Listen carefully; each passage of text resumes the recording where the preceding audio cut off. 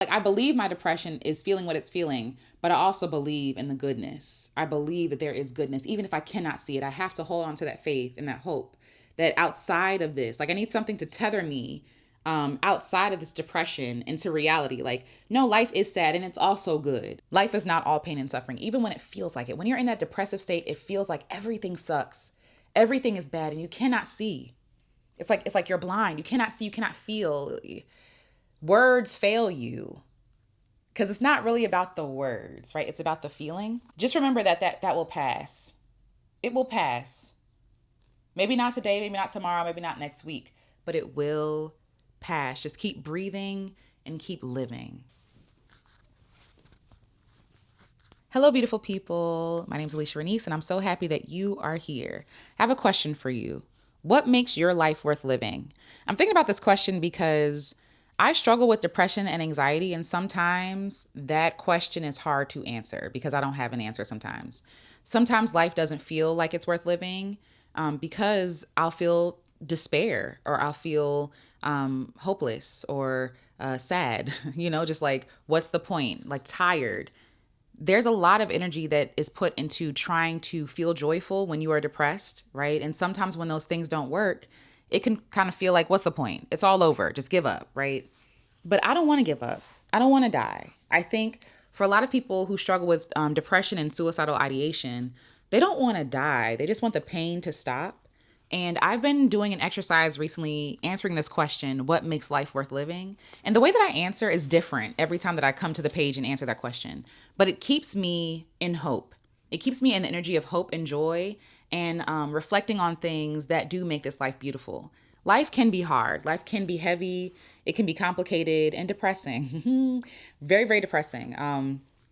The world is filled with despair right now. You know what I mean? Like, and I can feel the pain of the world and it can feel like it's all too heavy and too much. But even in all that pain and suffering, and I'm not trying to minimize it because it is pain and suffering and it is awful, there is beautiful things. There are beautiful things that we can savor and think about to make this life maybe not better, but more bearable, When I'm in my depressive states, sometimes I just have to wait it out. There is no fix. There is no like, oh, let me snap this in this place and then now, back to normal, or let me take this medication and I feel happy all over again.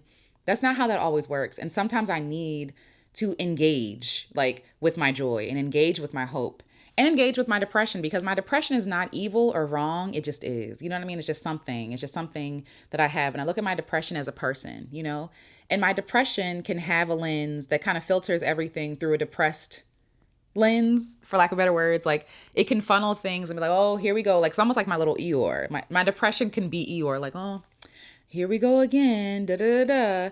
But what I love about Eeyore and Winnie the Pooh is that his friends never made him feel bad. You know what I mean? Even though that was his natural disposition was to be kind of depressed. And he might have a mental illness. Who knows? You know what I mean? Who knows? But they never made him feel bad for being sad. And I really think that was medicine in itself, like that was healing in itself. And that's how I aim to be with my own depression. My depression is like Eeyore. It's not bad. It's a natural and valid response to me living this life in the way that I'm living it under the powers that be. You feel me? Like, who isn't depressed? And I'm not trying to make light of mental illness, by the way, but like, who at some point in their life does not touch depression or anxiety? Who isn't anxious about paying their bills or like surviving? Or about, the world falling apart or people being bombed, people who don't feel those things, I have questions for them. I think that people who are sad about the way that we're moving through the world are the people that are actually being honest, that are actually listening and feeling. But feeling can be so taxing. I'm a incredibly sensitive person. I care way too much. I don't even think it's too much. I care a lot. I feel deeply, and I love that about me. And I love that I can feel deeply the good things, the joyful things, but I also feel just as deeply the bad things, the horrible things, the traumatic things, the things that play across the 5 o'clock news, which is why I don't watch the news, right? That it's just like normal, everyday, oh yeah, by the way, somebody got unalived at this place. Next, is your coffee too? Like, it's like, what? Like, what are we doing? We just kind of brush over things, right? And I feel like I'm more prone to depression, and I'm not a mental health expert, by the way. This is me just speaking. I think I'm more prone to depression because I linger and I savor and I reminisce a lot. A lot of people say like depression is when you focus too much on the past, but so is nostalgia, right? Like there's depression, there's nostalgia, there's reminiscing, and looking back is benign. Like it's not bad, but I think that depression puts a lens through which we look through at the past that doesn't necessarily need to be there. You know what I mean? My depression is there to, just like my anger is there, or my heaviness or my joy is there to communicate something to me. You know what I mean? So though life is hard, it's also beautiful. It's also beautiful. It's both. It's hard and beautiful. I think about the movie with the feelings. What is that movie? Inside Out. And shout out to Rashidat. We talked about this on my channel.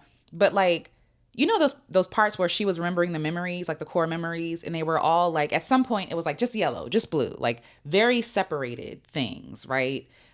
Where when she ages, it becomes more complicated. The feelings become more complicated. Yes, this is a great thing that happened, but it's also a thing that made me angry. It's also something that was passionate. And there was this chart, maybe I'll try to find it, where like they match the feelings together to say like, oh, this is what these feelings are together. You know, like anger and joy is like passion, and like sadness and I don't know, sadness and joy can be nostalgia or can be something else. You know what I mean? And so I think, and in an Inside Out too, there is a nostalgia. There's an older feeling that comes out. Oh, like remember when we did X, Y, and Z? But she was more of like the joke of the movie. But seriously, like looking back is not bad. It's looking back is how we go forward. That's how we all do things. We storytell. We come from a people who are storytellers. When someone passes away in our family, we tell stories about their life. We look back with sorrow and with joy. It's both, you know? But sometimes when we look back, we get stuck in that depressive thinking. And sometimes depression is not in the past. I don't even know how much I believe that. Sometimes my depression is very much right here, right now, you know? So when beautiful things come, because I'm a very nostalgic and like romantic and also a person prone to depression, I hold on to it. I hold on to my joy. Life moves too fast to really savor the good things in our life. Life moves too fast to savor the joy. So I have to slow down. A big part of healing my depression is slowing down, lingering, savoring things, really going deep into why I love or enjoyed that thing or why I didn't, you know, interrogating that thing, pulling the things apart, pulling the threads out. I love doing that. So when beautiful things come, I hold on to it. I savor it and ask her to stay. I ask its name and how it got here. Slowing down and savoring my life heals me, helps me with my depression. I don't know if I will ever be freed from depression. I'm not sure. I'm not making that the goal. Depression is something that some people live with for the rest of their lives, and they live full functioning, healthy, vibrant lives. It's just something like their Eeyore that they have to bring around. It's not necessarily saying something is wrong with them, right? It's just saying this is just my life. This is the context of my life. It just is what it is. Just like a person, some people have illnesses that they'll be with for the rest of their lives. And it's not saying they're broken or something's wrong with them. They just have to figure out a different way to live. And one of the ways that I'm learning to live is by asking myself that question, asking myself that beautiful question, what makes life worth living? I have a notebook dedicated to that question and that question only. And I want to share them with you. I want to start this series. Because this has been saving my life, like literally writing down the things that I enjoy and why I enjoy them, slowing down, getting deep, going into the details, savoring the things, have been literally a lifesaver for me, especially now that it's dark. You can't see in my window, but it's dark. The sun is shining today, but it's dark early because it's winter, right? It's winter time. It's cold. The trees are bare. There's kind of no color, no life. People are inside for the most part. And as someone who struggles with depression, who was diagnosed with major depressive disorder, that can affect every other area of my life, i.e. SAD, right? Like seasonal affective disorder, or when I'm PMSing, I have PMDD. Like my depression has greatly impacted my life, which people would say for the worse, but also for the good. And I'm not trying to spin this as a toxic positivity thing, but knowing that I am prone to depression or anxiety means that I have to be that much more aware of how fast or how slow I am moving through my life. Like It is like a condition that I have where if I don't slow down, if I don't take time, I will become depressed. I will. I will, because again, savoring my life has become my medicine, or become one of the many ways that I medicate myself. So, yes, depression kind of gifted me gratitude. It kind of invited me to it. Depression is not necessarily a bad thing, but it's not ideal. You feel me? But depression can lie and say things that aren't true, right? Everybody hates you. That's more of my anxiety, really. Depression could be like, oh, the best times are behind you. Life is awful. There's no point.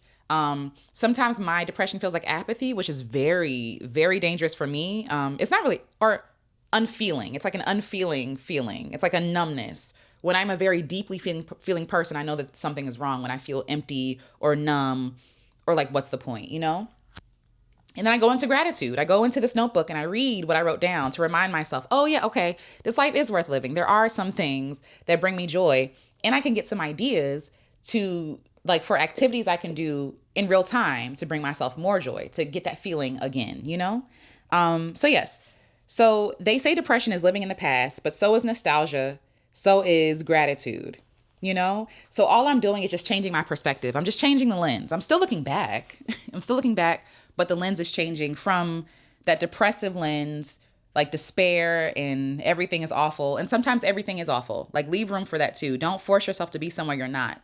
But when you have the energy and capacity, also look back on things that like, what brought you joy today? It could be something small. Maybe it was talking to your friend. It was eating some food that makes you feel good. I wrote down in my journal recently, like pizza. I realize I eat pizza to feel joy because pizza reminds me of childhood, where whenever we got pizza as a kid, it was usually like a treat, or it was Friday, or it was to celebrate something.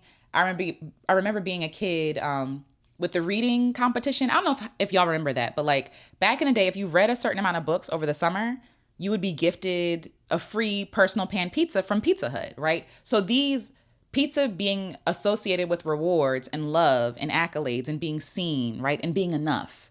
And I realized like, oh, pizza brings me joy because of that, right? So you might be experiencing joy, but you haven't sat deeply enough in it to really ask it, why do you bring me joy? Who sent you? Why does this feel good to me? It's really an invitation. So yeah. So I wrote down, I said, my orange notebook, wrong way. My orange notebook reminds me when I forget. Sometimes my depression, my Eeyore needs a reminder. It needs to, oh girl, it's okay. Hey girl, here you come again. Hey, happy Wednesday, right on time. How you doing? How you doing today, girl? And then listening to my depression. What is my depression saying, right?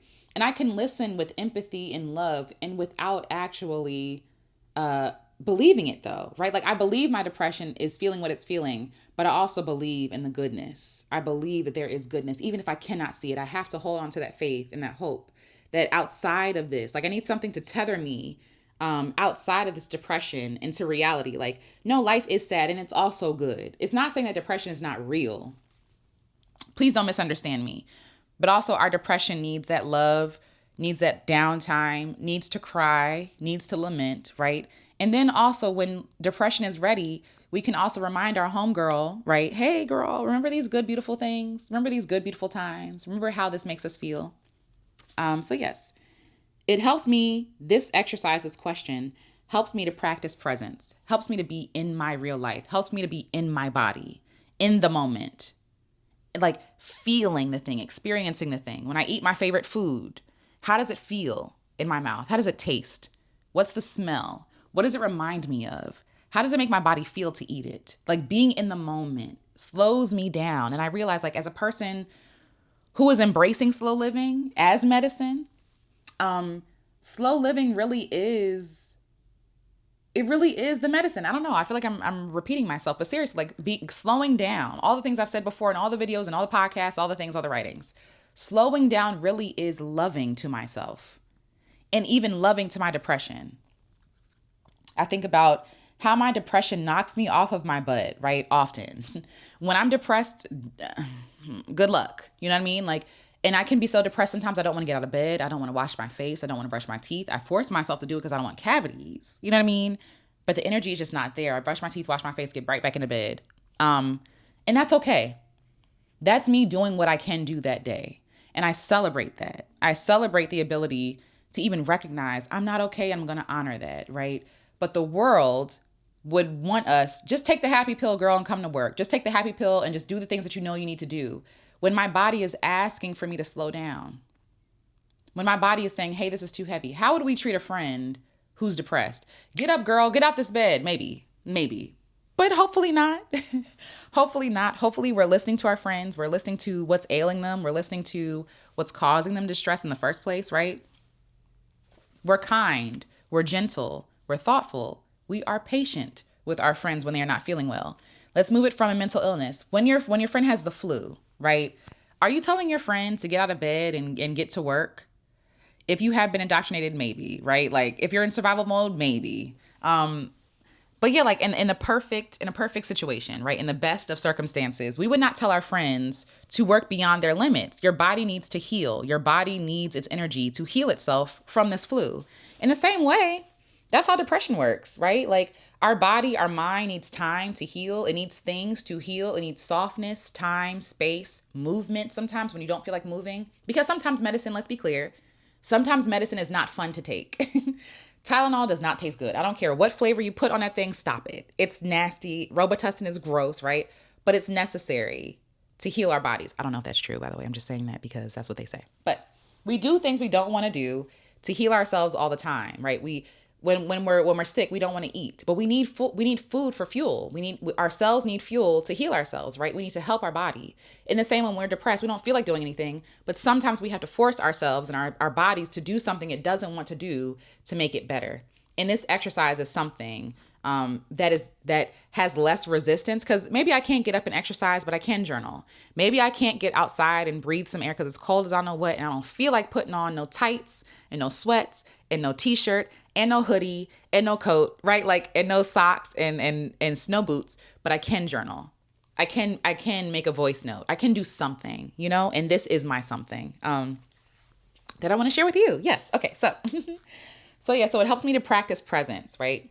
And so even when I'm meditating, one of the meditations that I do is a 5 sense meditation. And this is, again, because I struggle with anxiety. I have moderate anxiety. I have to slow myself down. How do I do that? By being here. What do I hear? What do I taste? What do I smell? What do I see? What do I feel? I think that's all of them. Hear, taste, smell, touch, see. Yes. Okay. All 5 senses, right? And then the senses beyond that. What do I feel in my body? Like physically, but also like emotionally. Do I feel tense in any place because I feel unsafe? Like, you know what I mean? Like, what do I feel? That's something that helps me to slow down, right? And savoring helps with my depression. So when I slow down and I can savor, now I can go even deeper. What are my favorite scents and smells? I got this exercise actually from Martha Beck. And she was talking about like getting into joy and things like that. And she has her people list 3 of their favorite, insert scents here. What are your favorite smells? What are your favorite scents? I already said that. What are your favorite sights? What are your favorite sounds? What are your favorite feelings? What is the favorite feeling across your skin? Those kinds of things, and being grateful for those things. So body scans help me to be here with my anxiety, but the savoring, those what I feel and what I experience helps me with my depression. Yes. So there's a song called Old Man River, and I love the Temptations version of it. Y'all know I love music. There's always going to be a music reference, but in the song, there's a line that says, I'm tired of living, but afraid of dying. And people who struggle with depression and suicidal ideation knows how that feels. You're tired of living, but you don't really want to die. You just want the pain to stop. You just want it to stop long enough. And so this helps me to stop that pain a little bit. It takes me out of the pain when I have the capacity to, because it don't always work. Let me just say that it's not always a foolproof plan, right? It's just a tool to help. But it helps me to get out of this depressive rut and cycle and skip the cycle and jump into joy, which is what I'm trying to get into. And that's what Martha Beck talks about in this exercise. Yeah. But why do we still hang around? Why do we stick around when life is so hard for people who struggle with suicidal ideation or depression? Why do we stick around, right? Maybe it's not to make others feel bad. I know there have been times when I have not gone anywhere because I don't want people to be sad. I don't want people to feel bad or feel like, oh, what, I could have done something. Why didn't she tell me? Because it's not about them, right? It's not about them necessarily. It's about the pain that I just want to stop. And I don't know how to communicate that without making my loved ones fear for me, But I also have friends that I can call and be like, you know what, I'm not really feeling like living today. And they won't judge me. They'll check in and be like, do you need me to call for help? And I'm like, no, I just not feeling it today. Like I need friends that let me be Eeyore sometimes. I need friends that aren't going to fly off the handle and make me feel unsafe because I don't feel happy today. Like something is wrong with me not being happy today, or maybe it's because we don't really want to die. We just want that pain and suffering to end. And that's what keeps me holding on. It's not about not being here. There's this study that was done, about people wanting to end it, right?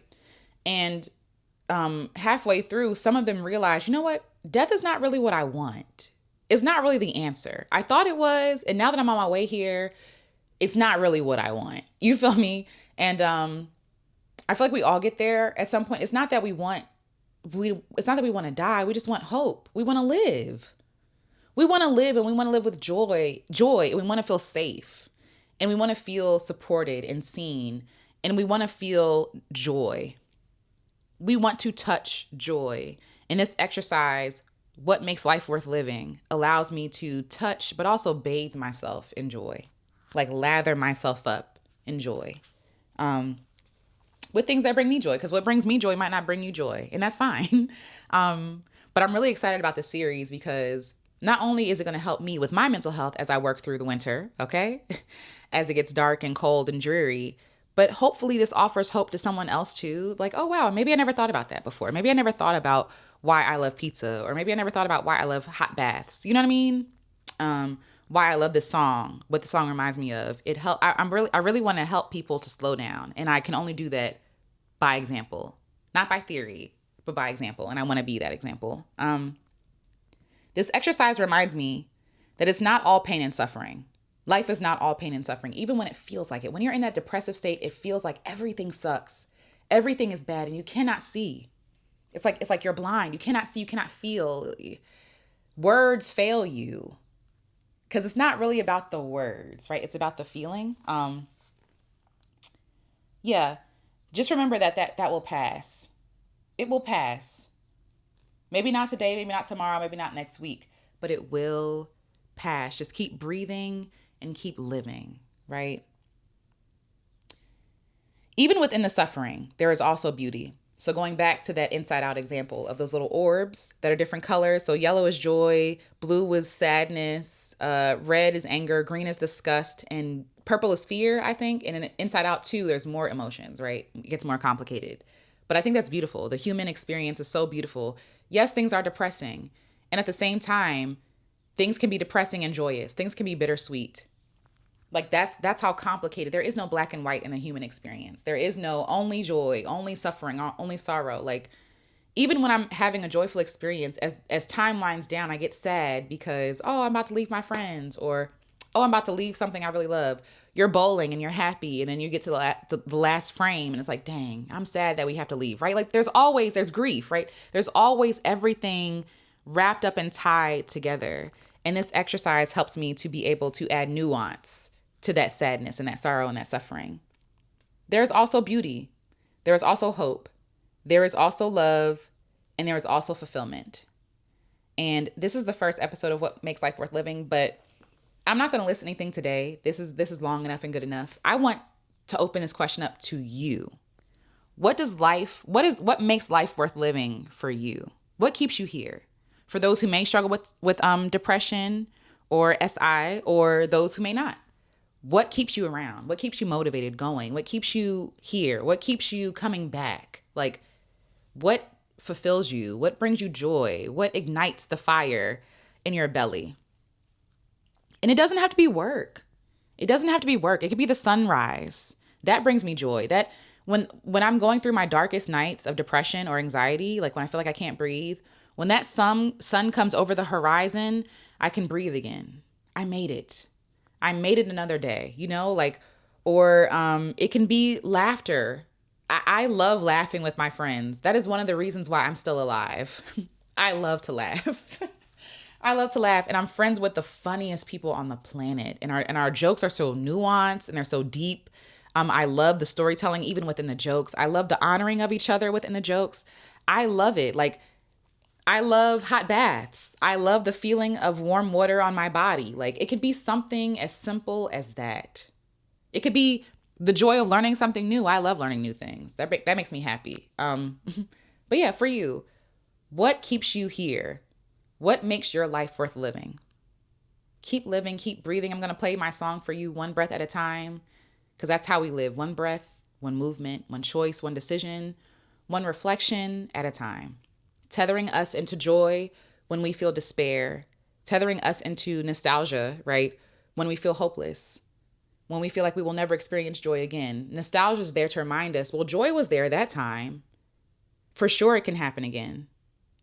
You know, our past is there to remind us of the future that is possible, to ground us, to care for us, and to reassure us. We think that we can never do hard things when, baby, you've done all the hard things. Living is a hard thing. And you're here, and that's worthy of celebration, you know? So again, I ask you, what makes your life worth living?